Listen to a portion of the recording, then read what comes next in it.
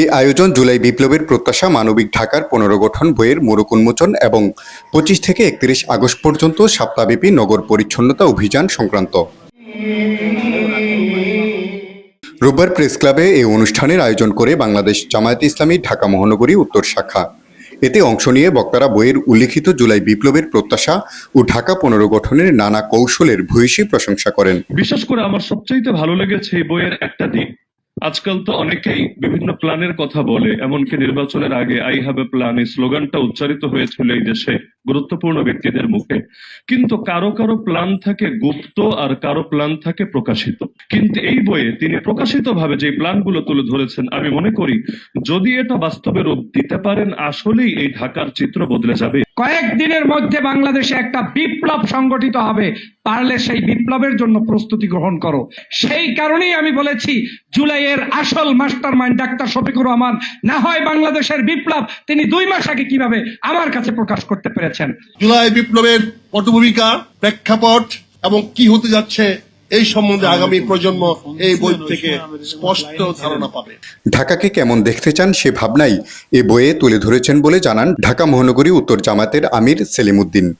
পাশাপাশি তিনি ঢাকাকে নতুনভাবে গড়ার পরিকল্পনা নিয়ে আলাদা একটি বই প্রকাশেরও ঘোষণা দেন। প্রথম হলো এই বইটি জুলাইয়ের উপরে কোনো পূর্ণাঙ্গ রচনা নয়। আমি 17 তারিখ থেকে আমিরে জামাতের আমাদের প্রতি তার যে নির্দেশনা, এখান থেকে শুরু করে আমি মূলত 5 তারিখ পর্যন্ত এখানেও পূর্ণাঙ্গ কথা আনতে পারিনি। আনলে বইটা অনেক বড় হয়ে যেত। শুধু গলাবাজি না হয়, বাস্তবে ঢাকাকে আমি কেমন ভাবে দেখতে চাই তার কিছু রচনা, বিভিন্ন সময়ের বিভিন্ন রচনা সহ আমার এই বইতে আমি লিখেছি। আর ইদানিংকালে যেগুলো আমি করছি সেটা দিয়ে আলাদা একটা বই আমি আবার খুব শীঘ্রই বের করব। এগুলো আমাদের মূলত 17 সাল থেকে 22 সাল পর্যন্ত আমি যেসব লেখা লিখেছি সেই লেখাগুলো, আমার কথাগুলো, আমার চিন্তাগুলো এখানে ফুটাই তোলার চেষ্টা করি। জুলাই আন্দোলনে জামাতের ভূমিকার আংশিক রেকর্ড তুলে ধরার জন্য সেলিম উদ্দিনকে ধন্যবাদ জানান জামায়াতের সেক্রেটারি জেনারেল অধ্যাপক মিয়া গোলাম পারওয়ার।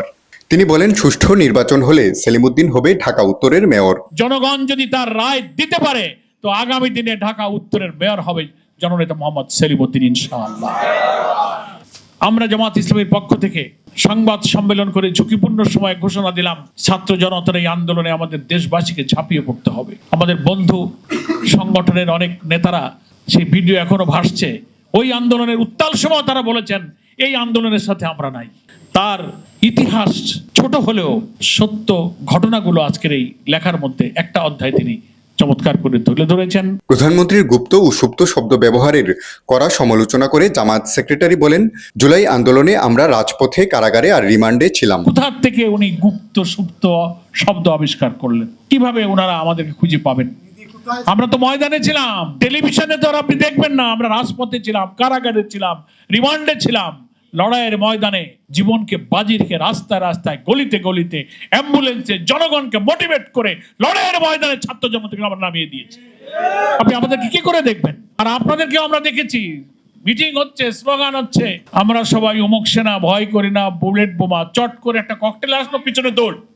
কি দেখেন নাই ভিডিওতে? অনুষ্ঠান শেষে মোড়ক উন্মোচন এবং পাশাপাশি 25 থেকে 31 আগস্ট পর্যন্ত ঢাকা মহানগরীতে সপ্তাহব্যাপী পরিচ্ছন্নতা অভিযান পরিচালনার ঘোষণা দেওয়া হয়।